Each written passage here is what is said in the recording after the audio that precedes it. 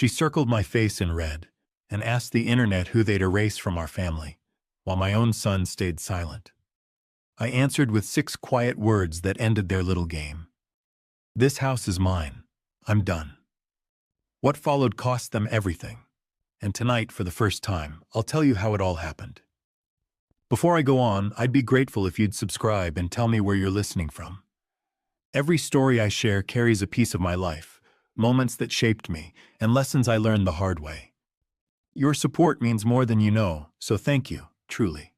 My name is Tom Reed, and I've spent most of my 68 years right here in this small Ohio town. The streets haven't changed much. Same cracked sidewalks, same red maple trees that turn gold every fall, and the same neighbors who wave whether they know you or not. At my age, life slows down.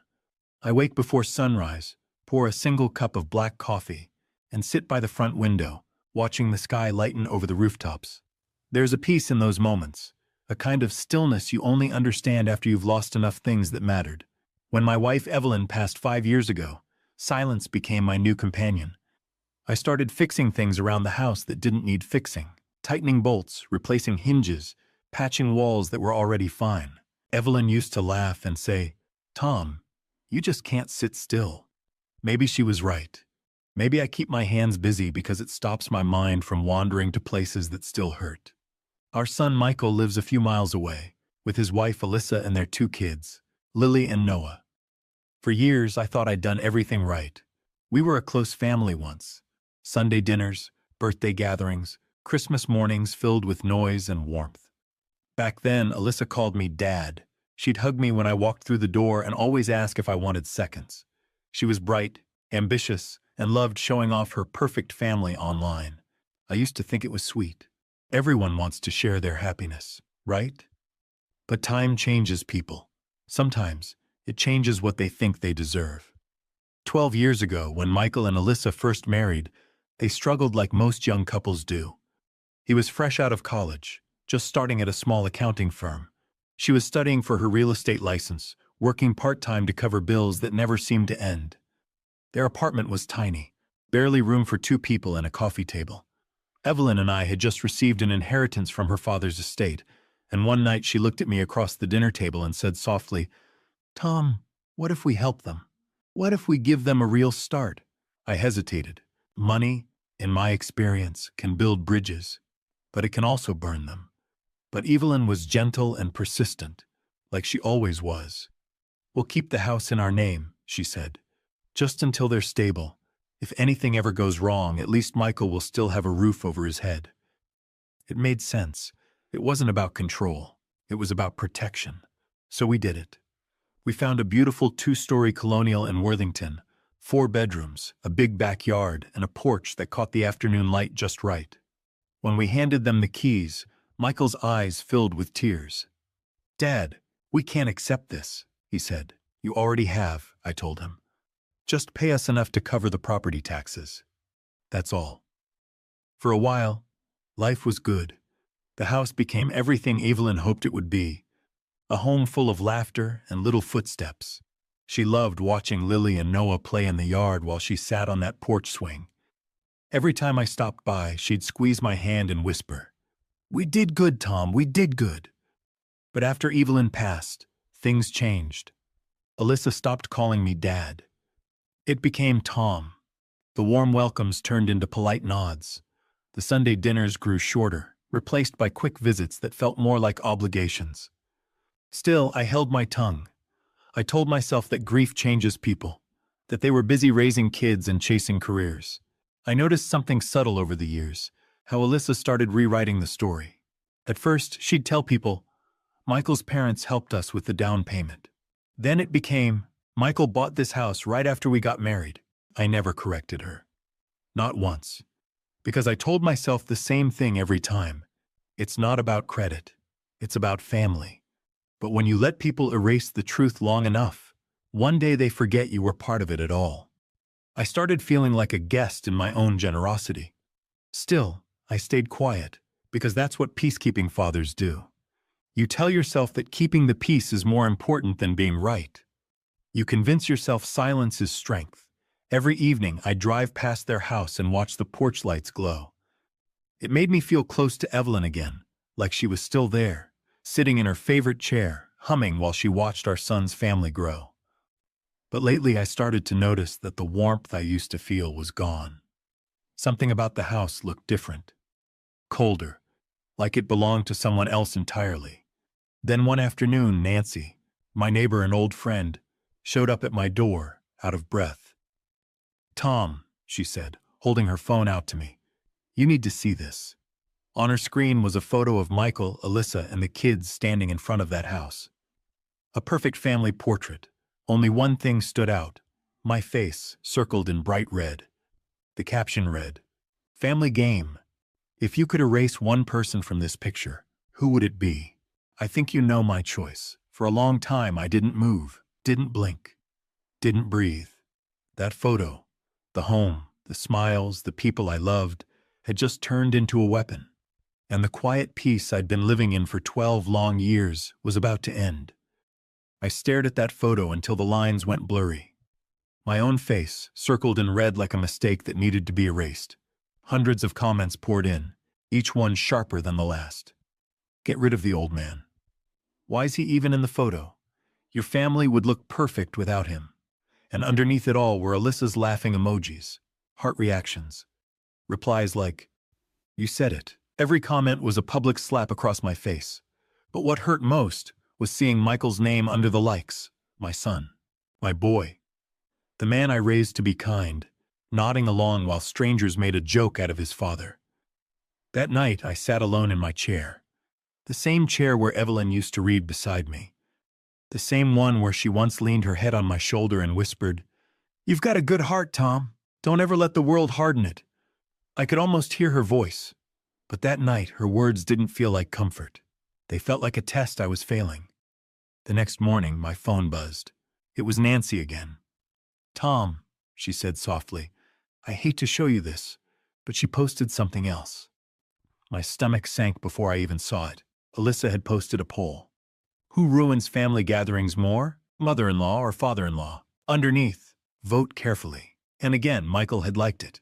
That was the moment something in me broke. Not with rage, but with disbelief. I'd given them everything. A home, a future, my trust. And in return, I got laughter. That evening, I called Michael. My voice shook, but I kept it steady. "Son, did you see what she posted?" A long pause. "Yeah, Dad. It's just a joke. Don't take it so seriously." "A joke?" I said quietly. She circled my face and asked people to erase me. "She didn't mean anything by it," he replied. "That's just how social media is." "No, Michael," I said, feeling my heart tighten. "That's not how family is." There was silence on the other end. Then he sighed, the kind of sigh you give someone you think doesn't understand. "Dad, please don't start drama." Alyssa's embarrassed. "She said your comment was uncalled for." "My comment?" I asked slowly. "You mean when I said the house she lives in is mine?" "Yes," he snapped. "That was out of line." "Out of line," I repeated, the words tasting bitter. "After she publicly humiliated me?" "She didn't humiliate you, Dad. She was just joking around." "And I was just telling the truth," I said. The silence that followed was heavy. Finally, he muttered, "You're being vindictive." Vindictive. That word sank deep. It wasn't anger anymore. It was clarity. After that call, I sat at the kitchen table staring at the deed. The same document Evelyn and I had signed 12 years ago. My name, no one else's. Every payment, every tax bill, every insurance renewal, mine. The next evening, I drove to the house. The porch light was on. I still had my key. When I opened the door, Alyssa's voice rang from the kitchen. "Tom, what are you doing here?" "I live here," I said calmly, looking around. "At least that's what the paperwork says." She froze. Then her tone sharpened. "This isn't funny. You can't just walk in here anymore." "Why not?" I asked. "Because I stopped letting you rewrite history." Michael came out from the living room, red-faced and tense. "Dad, you can't do this. This is our home." "No, son," I said, pulling the folded deed from my coat pocket. "It's my home. You live in it." The air in the room changed. The kids peeked down from the stairs, their faces pale with confusion. Alyssa's smile faltered. Her voice dropped to a hiss. "You bitter old man, you can't stand that we've built something beautiful here." I met her eyes. "What you built," I said softly, "stands on my foundation, and you mocked the man who made it possible." Michael rubbed his temples, trying to play the peacemaker. "Dad, let's not make this worse." "Alyssa, apologize for the post." "Dad, maybe we can talk about ownership later." But I'd had enough of being reasonable. I'd kept the peace for 12 long years, and where had it gotten me? "The ownership," I said, unfolding the deed, "isn't up for discussion. It's been settled for over a decade." And then I looked him square in the eye. "What's new, son, is that I'm done pretending otherwise." That night, as I drove home under the streetlights, I felt something unfamiliar. Not guilt, not fear. It was the quiet strength that comes from deciding once and for all that you won't let anyone erase you again. That's when I knew I would not stay silent. After that night, the silence in my apartment was heavier than ever. I'd always thought I understood loneliness after Evelyn passed, but this was different. Grief is when life takes something from you. Betrayal is when someone you love hands it away. I sat at my small kitchen table, the same one Evelyn and I bought when we first married. Across from me sat an empty chair, where she used to read her evening paper, humming softly under her breath. I caught myself glancing at it, half expecting her to tell me what to do. But there was only the sound of the clock, ticking through the quiet like it was counting down something I couldn't yet name. The days blurred together. Coffee at dawn, walks to nowhere, long drives past that house, the one that was still legally mine but emotionally foreign. I'd stop across the street and watch the windows glow, imagining Evelyn standing there, proud of what we'd built. Now I just saw strangers living inside a lie. Sometimes I'd think about all the ways I'd help them. The dinners I paid for when Michael's firm was struggling. The babysitting so Alyssa could go on real estate trips. The broken furnace I replaced without being asked. All the quiet, invisible things parents do because they love their children more than their own comfort. And yet, I'd been erased from the story. Reduced to a punchline on the internet. To a red circle on a family photo. At night, sleep wouldn't come. I'd lay awake thinking about every small sign I'd ignored. The way Alyssa corrected people when they said I owned the house. The way Michael went silent whenever money came up.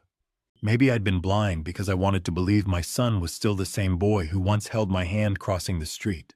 The same boy who promised, "Dad, I'll always take care of you one day." But that day never came, and I realized something Evelyn used to say was truer than I'd ever understood. Love without respect isn't love at all, it's dependency. And I had allowed that dependency to grow into entitlement. One morning, I stood in front of the bathroom mirror, looking at my reflection under the dim yellow light. My hair was grayer than I remembered, my face older. But my eyes were clear. I whispered to myself, "Enough." That same afternoon, I called Harold Benson, the lawyer who'd handled Evelyn's estate. I told him everything, the post, the deed, the years of silence. He listened without interrupting, the way old friends do when they've seen you through enough storms to know when one's brewing again. "Tom," he said after a pause, "you're within your rights, legally and morally, but are you ready for the fallout?" "I've been living in it," I replied. "Now I'm ready to walk through it." After that call, I started digging through my old files. Every receipt, every tax document, every insurance payment. Proof of what was mine. And somewhere between the stacks of paperwork, I found an old letter from Evelyn. It was tucked inside a folder labeled Property Records. Her handwriting was neat, like always. She'd written, "If the day ever comes when kindness is mistaken for weakness, don't fight with anger. Fight with truth. Truth has its own quiet power." I sat there, holding that letter, and something inside me shifted. The anger that had burned so hot began to cool, hardening into focus. Because she was right. Truth doesn't need to shout. It just needs to stand firm. That night, I poured myself a glass of water, sat by the window, and stared at the porch light of the house I once called home. 12 years of silence. 5 years without Evelyn. And one cruel joke had finally peeled away the last illusion of peace. I wasn't going to yell. I wasn't going to beg. I wasn't even going to threaten. No, I was going to remind them who built the foundation they were standing on. And when the time came, I'd let the truth do the talking. I leaned back, letting the night air drift through the open window. And as the streetlights flickered outside, I made myself a quiet promise. I would not react with bitterness. I would respond with precision. That was the night the storm inside me settled into stillness. Not the calm before a storm, but the calm that becomes one. And as I closed Evelyn's letter, I whispered her words aloud one last time. Fight with truth, Tom. And that's when I began to think very carefully. The next morning, I drove downtown to Harold's office. The air was cold and sharp, the kind that wakes you up whether you're ready or not. I sat across from his polished oak desk, watching as he reviewed the deed and the paperwork I'd gathered. When he finally looked up, his expression was calm but heavy. Tom, you're in the right, he said. Legally, the property is yours. You can evict them with 30 days' notice if you want. But you should know, this will get messy. I leaned back, letting his words sink in. Messy didn't scare me anymore. What scared me was silence, pretending things were fine while they used what Evelyn and I built to mock me. Do it by the book, I said. Every step, no shortcuts. I want this clean. He nodded, pulling a yellow legal pad toward him. Then we start here. For the next hour, we laid out the plan. First, a formal notice of ownership confirmation. Then a financial audit to check for irregularities tied to the property. Finally, a quiet background investigation into how they'd been handling money. Sometimes, Harold said, paper tells stories people don't mean to write. He wasn't wrong. A few days later, the paper started talking. It began with something small, credit card charges that didn't belong to me. Subscriptions, shopping, restaurant bills in Alyssa's name. $8,000 in total, drained over 2 years. At first, I thought it had to be a mistake. But the dates matched her social media posts perfectly. Every new handbag, every weekend trip, every treat-yourself caption, paid for with my card. I sat at my table, the evidence spread out like a jigsaw puzzle of betrayal. And for the first time in years, I didn't feel old. I felt awake. That same week, Harold called again. He'd uncovered something even bigger, fraudulent loans tied to my property. 3 separate applications, each using my home as collateral, signed with my name. Over $200,000. My son's name was on the paperwork. I remember gripping the edge of my chair, my knuckles white. Are you telling me my son forged my signature? I asked quietly. Harold's face softened. Yes, Tom, but I don't think he did it alone. It didn't surprise me. Not anymore. Alyssa was the type who could smile while lighting a fire. And Michael, bless him, had always been too trusting for his own good. I spent that night driving. No destination, just roads and thoughts. Every streetlight felt like another memory flickering by. Michael learning to ride his bike. Evelyn cheering from the porch. The first night we brought him home from the hospital. How did we end up here? How does love turn into theft so quietly you don't even hear it happening? But as I drove, something inside me started to click into place. Not anger, not revenge, strategy. They thought I'd fade into the background. They thought old meant powerless. They thought they could humiliate me, steal from me, and rewrite the story in their favor. But they'd forgotten who taught Michael how to think ahead, how to build plans that didn't crumble under pressure. When I pulled into my driveway, the dawn was just breaking. I took out Evelyn's letter again and read her words one more time. Truth has its own quiet power. I smiled for the first time in weeks, because now I finally understood how to use it. The next day, I met Harold again. I don't want them arrested yet, I said. Not until they see everything they built start to crumble by their own hand. He raised an eyebrow. You want to show them the truth before the law does? Exactly, I said. Let them look their choices in the eye before the world does. That's when we crafted the next step, a quiet confrontation. No shouting, no lawyers at first. Just me, the truth, and the documents that would turn their world upside down. As I left Harold's office, he called after me. Tom, are you sure you want to do it this way? It's not too late to walk away. I turned back, steady and certain. Harold, they asked the world to erase me. Now, I'll remind them whose name is written in ink.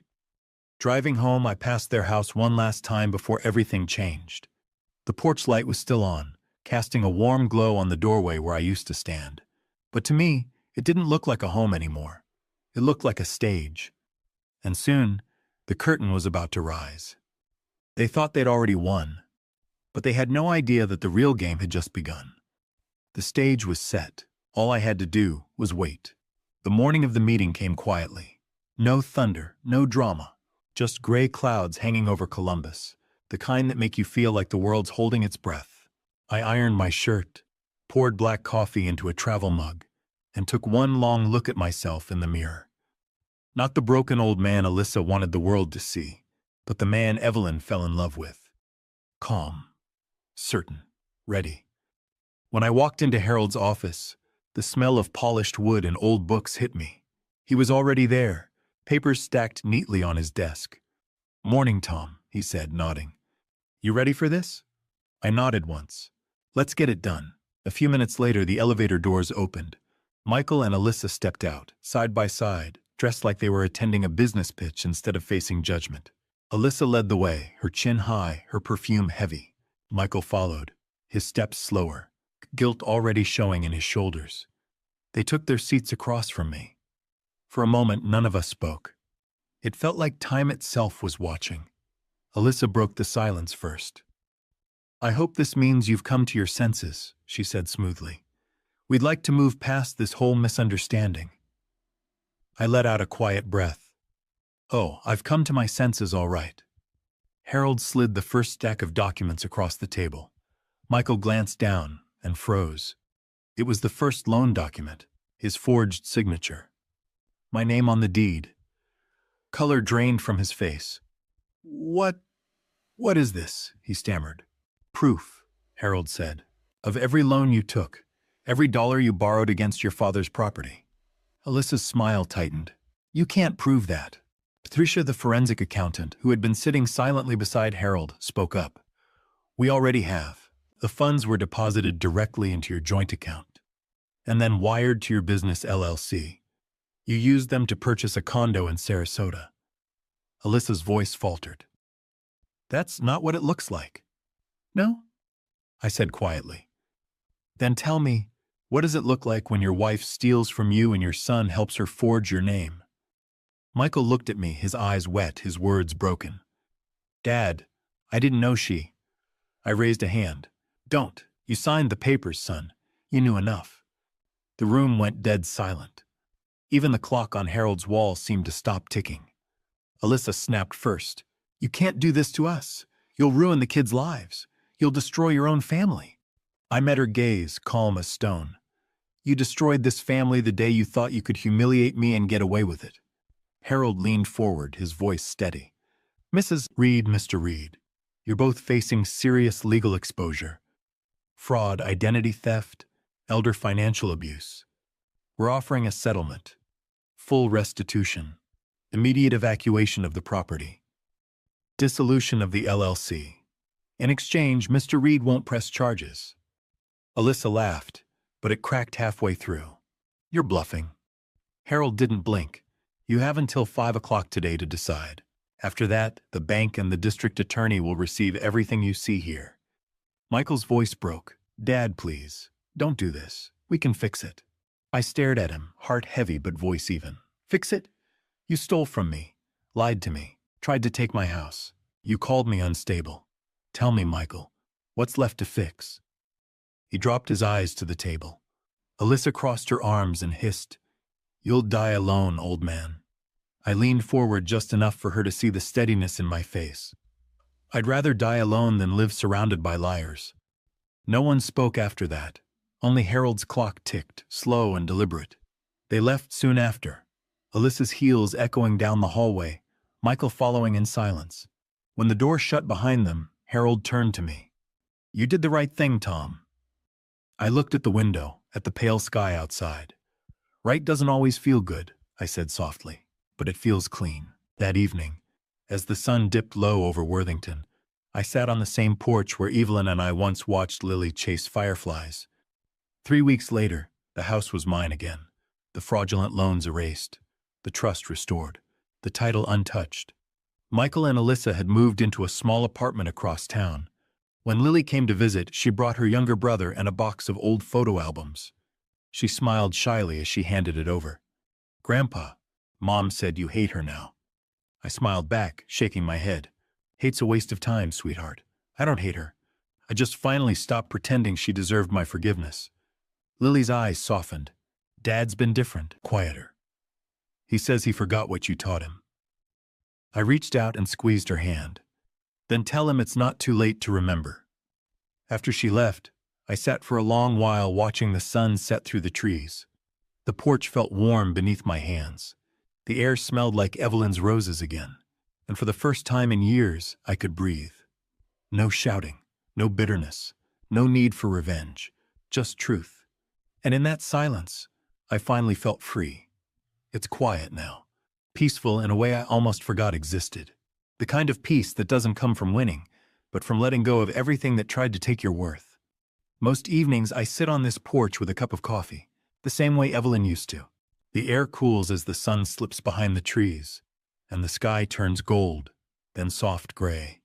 Sometimes, I can almost hear her humming through the open window, gentle, patient, certain. She always said, "Tom, home isn't where you live, it's where truth stays."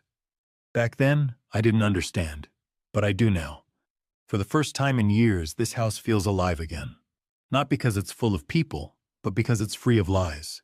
Every creak of the wood, every soft gust through the curtains, it all feels honest. Like the walls themselves are relieved to be standing in truth again. Michael visits on Sundays now. He doesn't say much, but he always brings coffee and fixes whatever small thing needs fixing. We don't talk about what happened.